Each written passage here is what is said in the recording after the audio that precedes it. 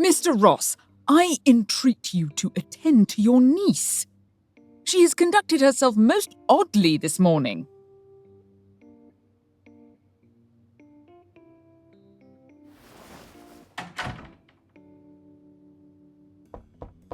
Why are you suddenly in such a bad temper? Your fiancé's carriage will be arriving shortly. He has travelled all the way from the capital. Will you not grant him, at the very least, a brief audience? You are being most unreasonable.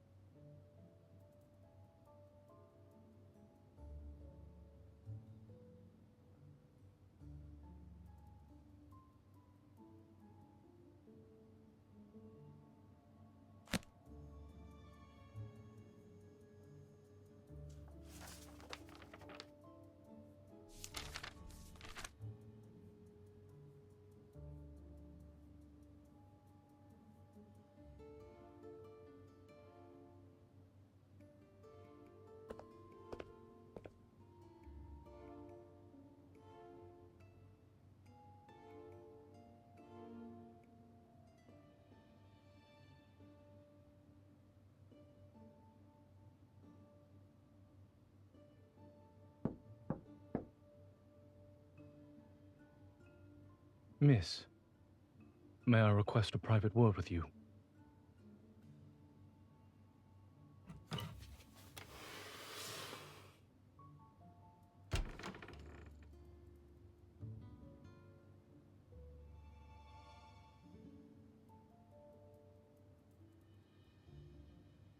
Miss, I must forego the liberty of kissing your hand, for it would be improper given our current circumstance.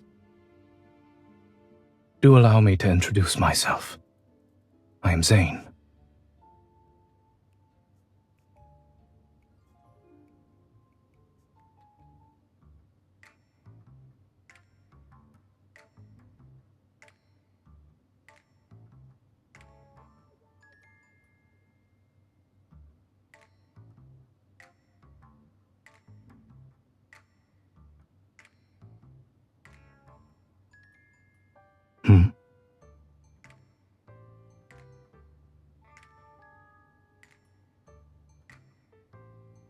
Miss, we share the same desire.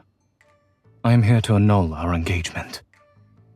You need not affect displays of disorderly conduct in hopes of giving me a negative impression.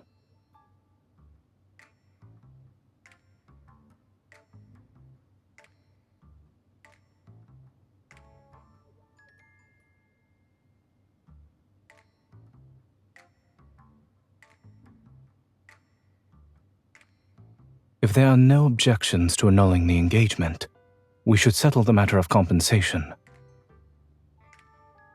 I intend to hand you Morley Manor, one of my estates.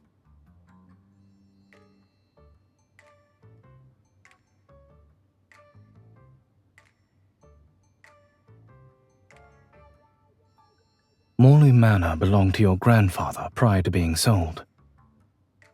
One could say I am merely returning it to its rightful owner. You will thus be spared the inconvenience of residing in a small, dreary abode together with distant relatives.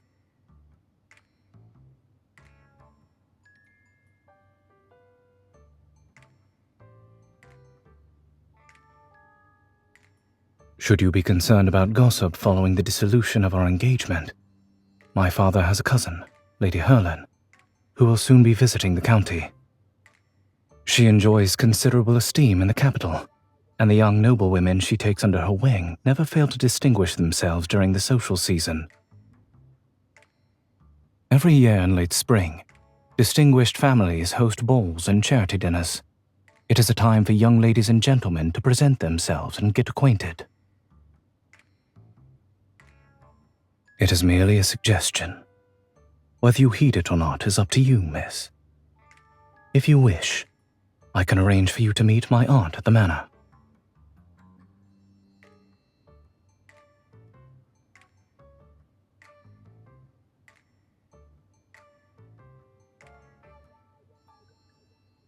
After our engagement has been annulled, it would be improper of us to meet as frequently. I have some matters to attend to in the capital. Once everything is settled, I doubt not that we shall meet again.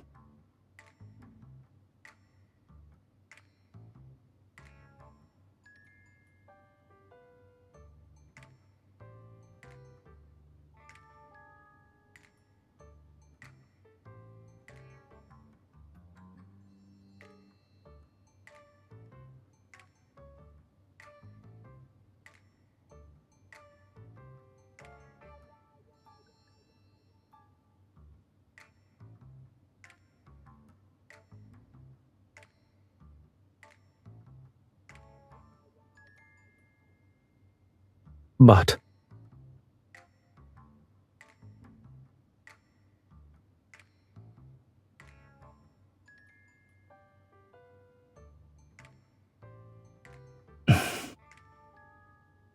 very well. A carriage for Morley Manor shall be waiting for you in 3 days' time. I trust our discussion will bring about a satisfactory resolution for the two of us.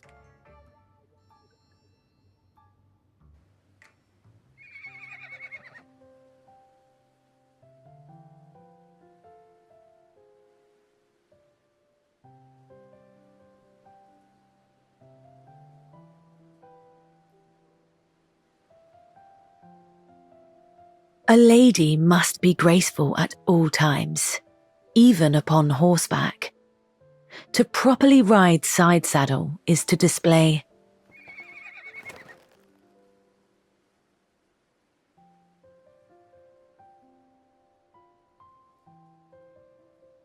How curious. You are the second person to advise me so. The first was Zayne. Indeed. You should talk to each other some more over the coming days. You might find you have much in common. He returned just the day before yesterday. Though he may not be found too often at the manor, you are bound to see him sooner or later.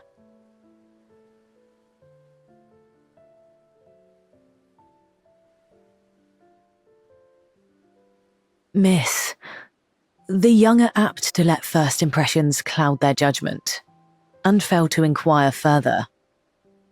For my part, I believe you will see each other differently after spending some more time together. And I have always noticed how the hand that first grabs the reins determines the course. Speaking of which, yesterday I heard the butler complain that Zayne's boots are perpetually muddied. I suspect he's been frequenting the neighbouring farm.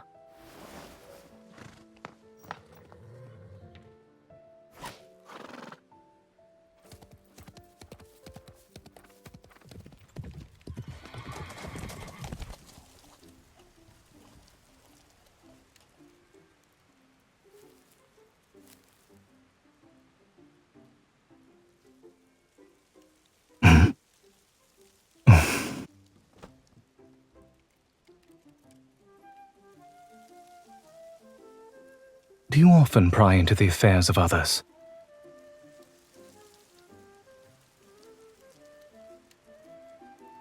I am obliged to you for the offer, yet I fear your pony would not bear us both.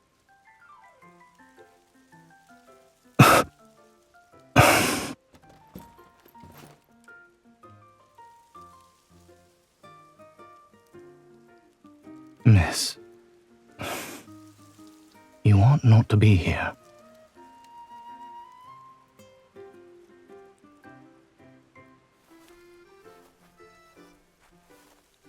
Your curiosity regarding me knows no bounds.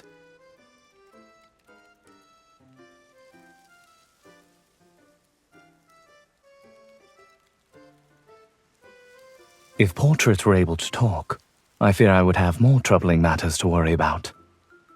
This farm forms part of my property in Keratin County. I have neither the time nor the inclination to manage someone else's estate.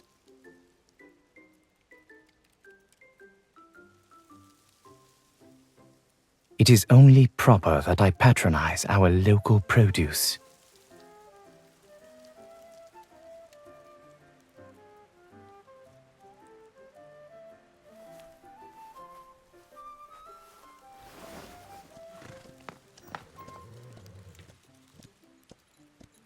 I do not generally contend on foot with one mounted on horseback.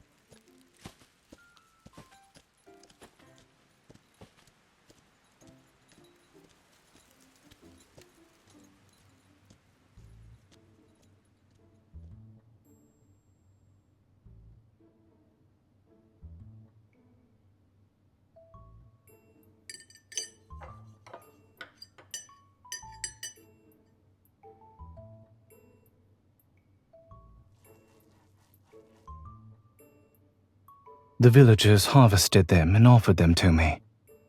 To refuse would have been uncivil. If this does not suit your taste, we may dine apart.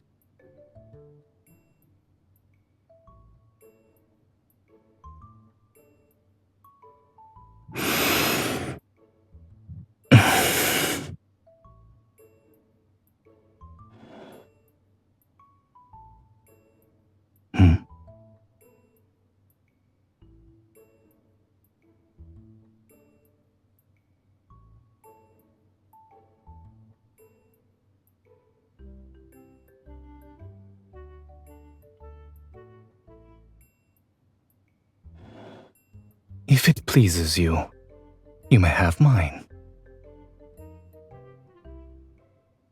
I do not presume to dictate what others sow in their fields. You, however, do ask a great many questions, yet without ever disclosing your purpose.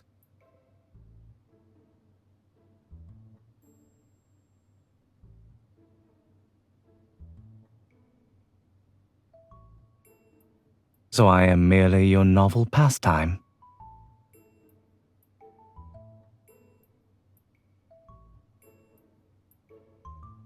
A most generous offer. I am to take you sightseeing, and in exchange, you are to unburden me of my harvest.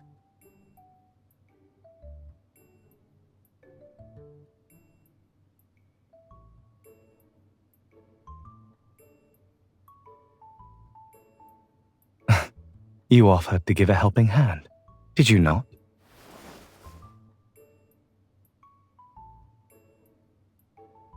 I had not intended that you should drink it all at once.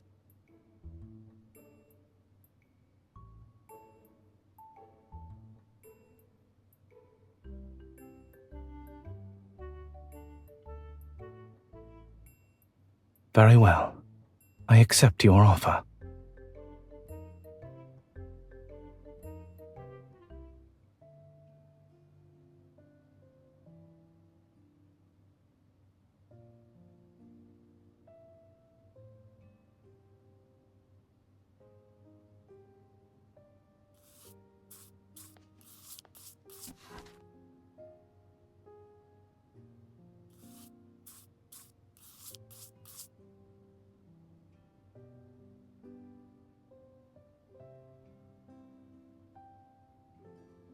If you would avoid attracting notice, I advise picking a slimmer volume.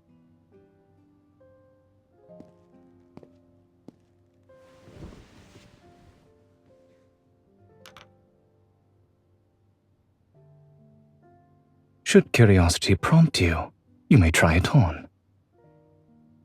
Pray excuse me.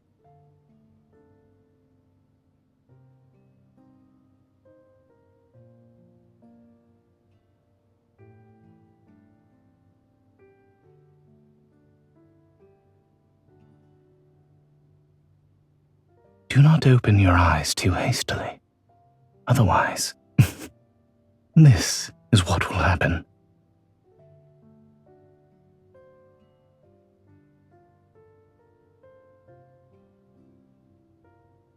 If not the monocle, perhaps it is these volumes that engage your interest.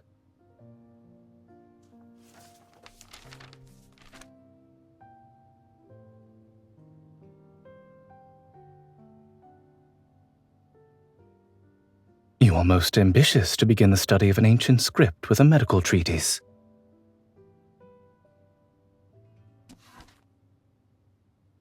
Here is the translation, if you wish to consult it. It is not likely to be published anytime soon. You must content yourself with the manuscript. It is but a humble compilation of my own. Should you discover any errors, pray bring them to my notice.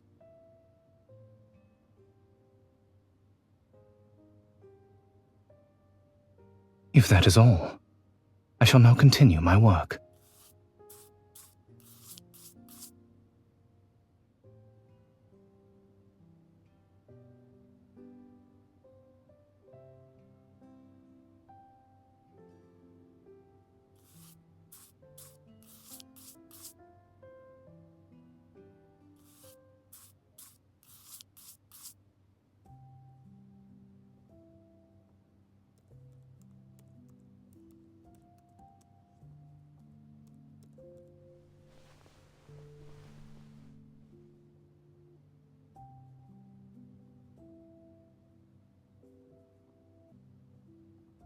I had not expected my translation to prove so very soporific.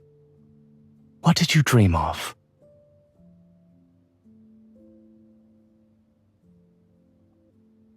Indeed. And what was to be expected hereafter?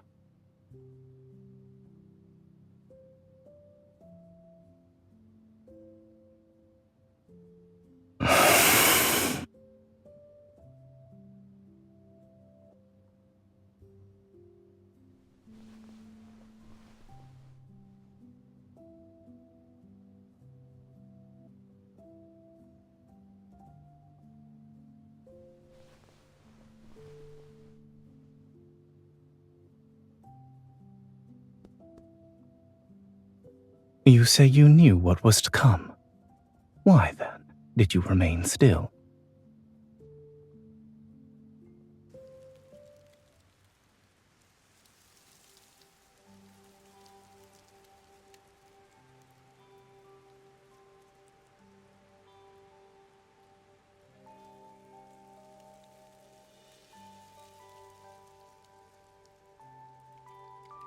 Keep out of the rain. Should you develop a fever, infuse this powder of willow bark in water and drink it. Mr. Zayne, we have little with which to repay your kindness. Pray accept these sweet cakes. Very well, but do take greater care with that sickle. I shall not attend you a second time.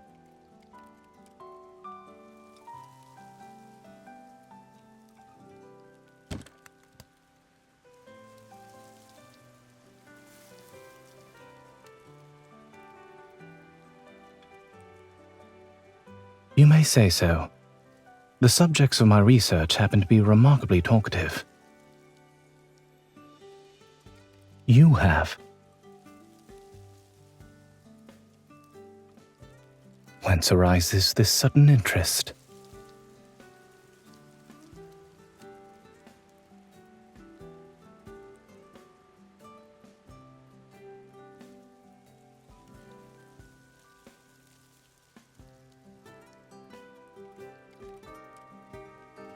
You believe acting without regard to my expenses must imply some sort of enjoyment.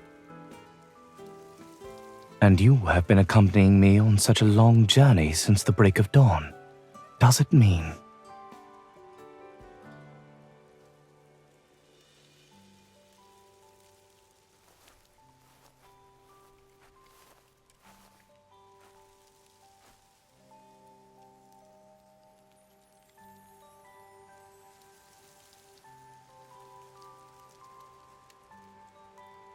More or less so, yes.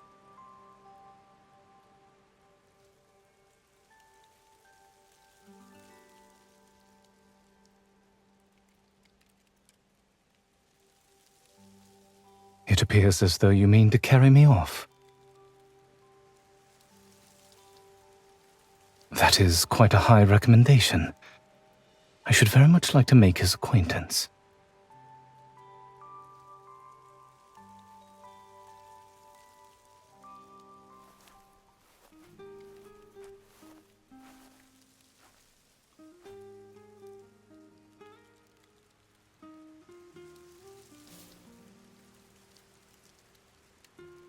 Perhaps I merely wish to be certain that the choices I make are indeed my own, and not just the consequences of a perceived duty. Whether it be in tending the sick, in translating old volumes, or even in the matter of our engagement at first. I have reflected upon it for some time, and I believe you ought to know.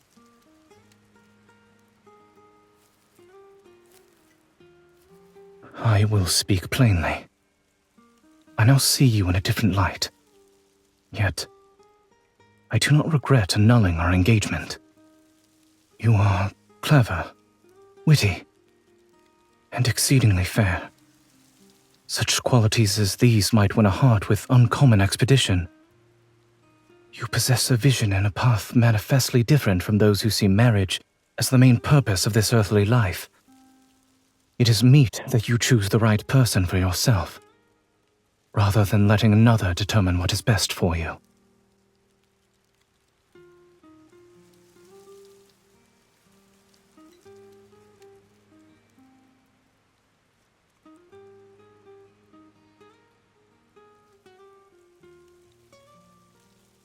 I know because I saw how your eyes lit up when you spoke of that physician. That is why your future ought not to be bound by an engagement made for you beforehand.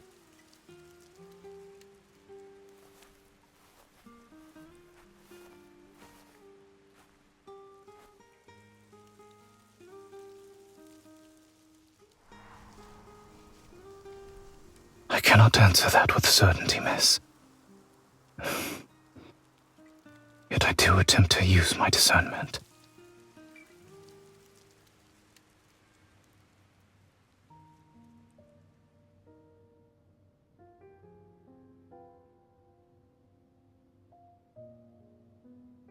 I haven't seen you in a while. I thought everything would be going swimmingly between you two, yet it seems not to be the case.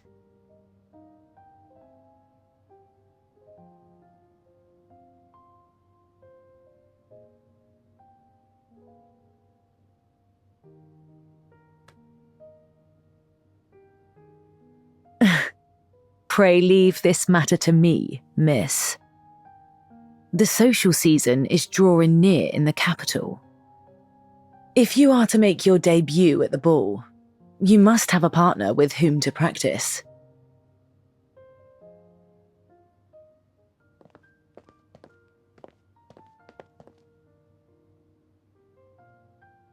I may, depending on who happens to be my partner. One may always plead an aversion to dancing as a polite refusal to an unwelcome invitation. They say that practice makes perfect. To refuse demands practice as well. Come, try declining my invitation to dance. If you do not practice beforehand, then at the ball. Lady Herlin informed me that you are looking forward to the ball that will be held in the capital, and that you've been preparing rather earnestly.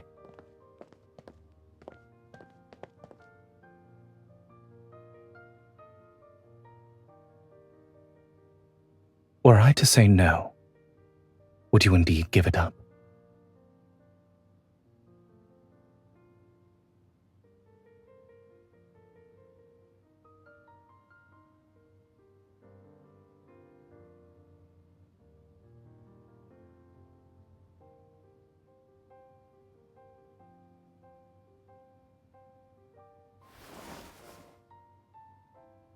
Is that all you seek in a lifetime companion?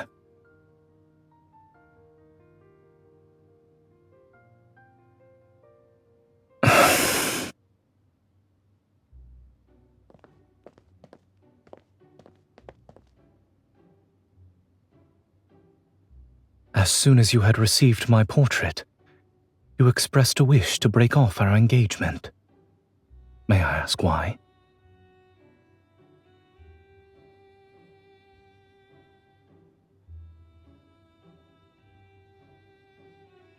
Did you find my appearance disagreeable?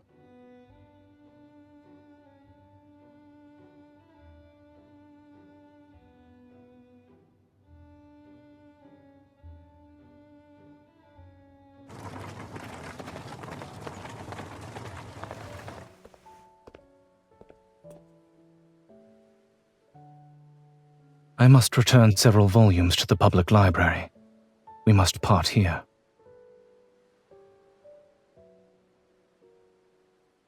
Then he must secure a carriage of his own.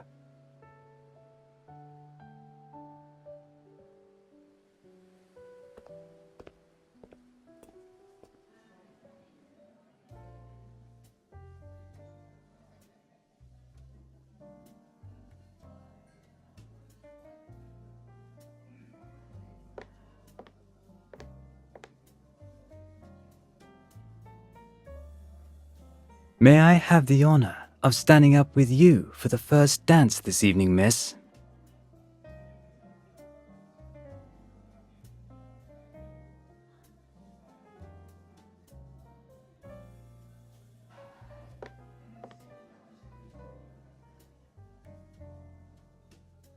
Were another gentleman to ask you, would your answer be any different? A matter of greater consequence detained me. Miss, this evening is more than a mere occasion for merriment. It marks your entrance into high society. A polite smile or a courteous nod may be misconstrued as eagerness to accept a gentleman's advances. I'm not doubting the acuity of your discernment. However, accepting a stranger's hand during the ball is often enough to kindle idle tongues. I suspect even Lady Herlin neglected to caution you on this point.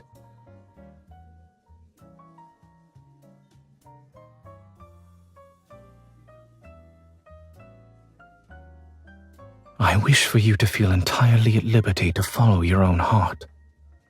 Yet, I would also hope not to see you in trouble.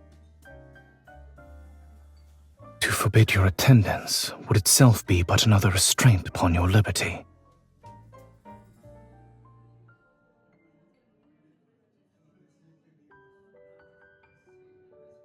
Well then, have you another gentleman in view for the next dance?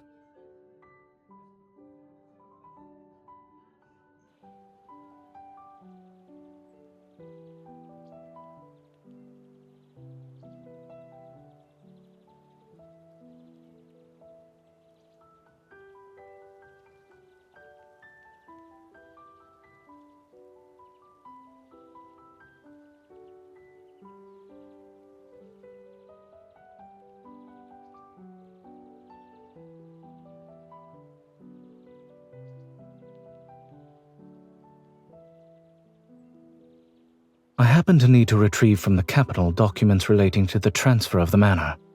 This should take about 4 or 5 days.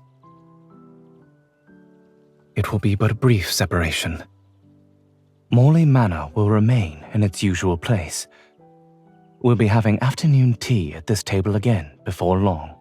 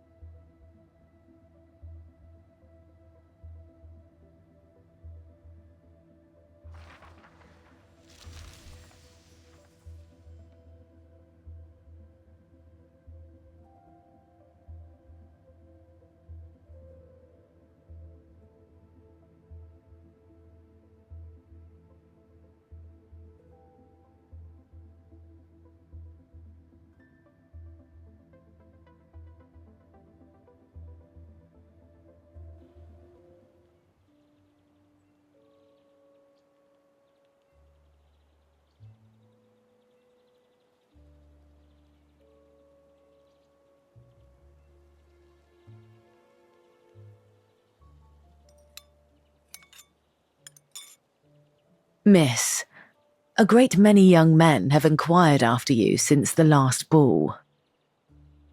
But none compare with Zayne. Is that right? After the engagement was annulled, he was worried you might be treated unfairly upon entering high society, so he pulled quite a few strings to smooth things over for you. I had not planned to vacation in Carrollton County. He had to insist thrice before I at last consented. Actions, my dear, are often more eloquent than words. But he has been holding his tongue for a good while now. I fear we shall have to resort to more extraordinary means.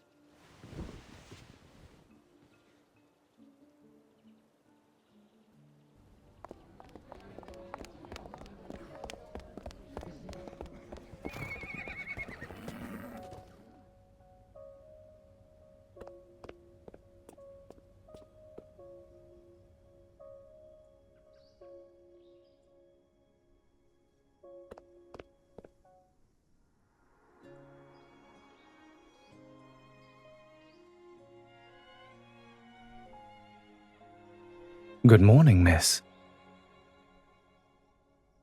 Mostly nice. The sky was occasionally overcast. Yes, there were no issues at all.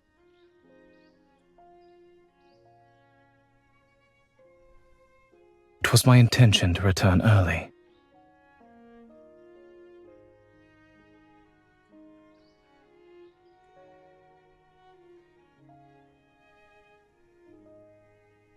That is because you have always managed to discern the rest for yourself. If that is the case, I shall endeavor to be a tad more loquacious moving forward.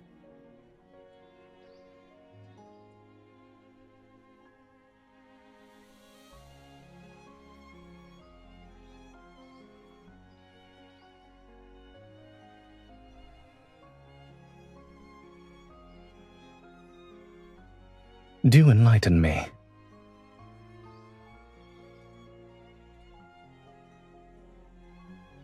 Oh?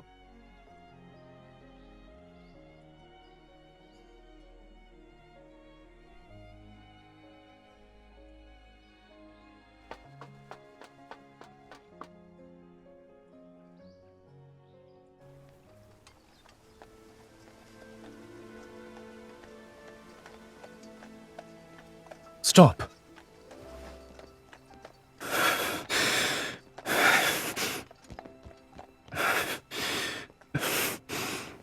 Miss, I believe we must clear up some matters between us.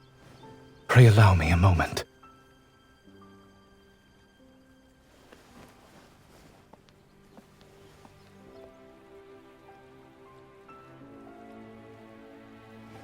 I beg your pardon. I have been too hasty.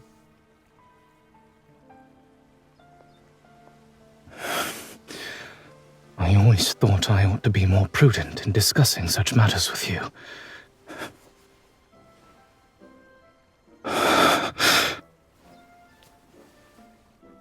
I...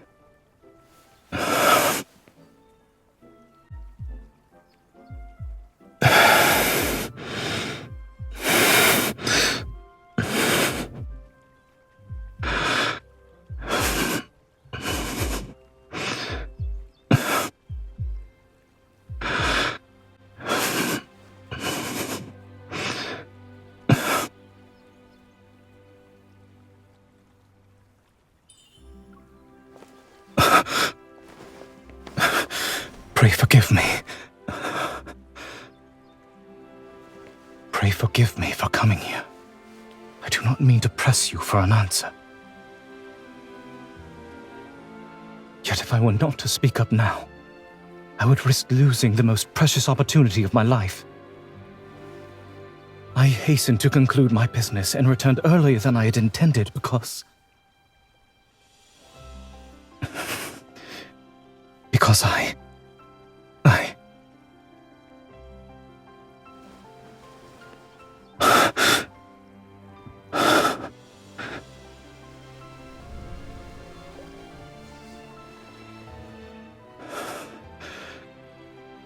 wish to renew our engagement.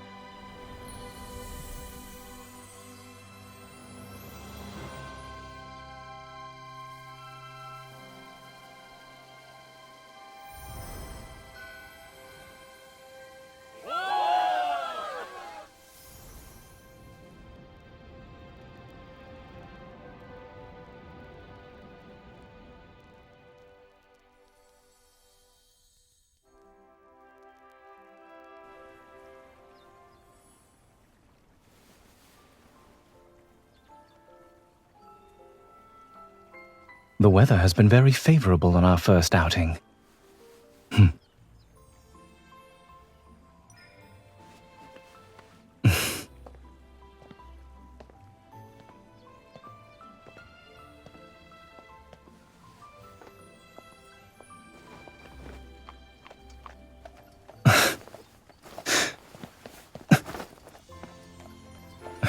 I would rather sit beside you today.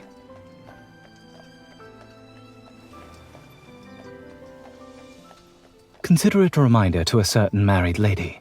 A hasty departure hardly accords with good manners. Will you not turn away from me this time?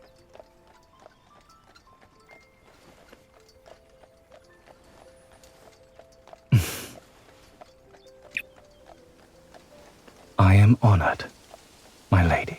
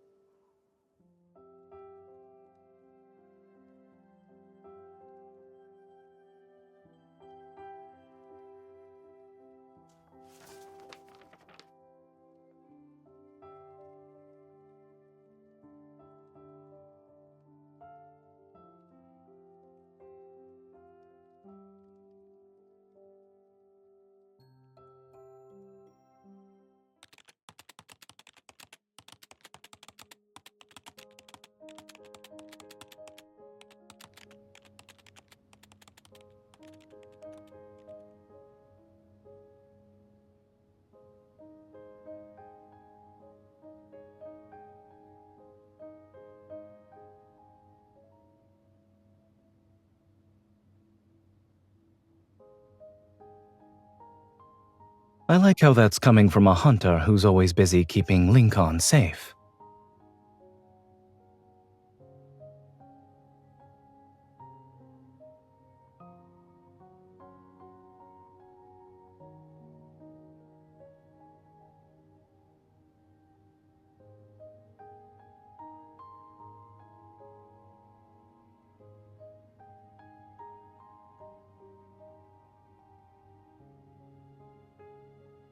I can only read a little so far.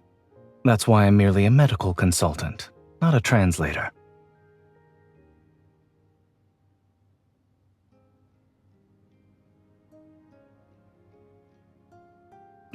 Oh? I seem to recall someone being desperate to leave at first.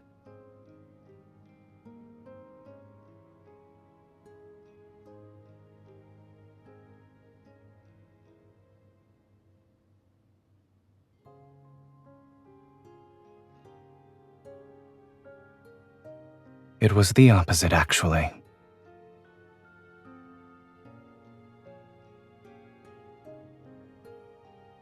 When I first saw you at the Ross's estate, I thought how happy it would be if we could cast aside rank, fortune, and every other distinction. And if this young lady might choose me entirely of her own accord.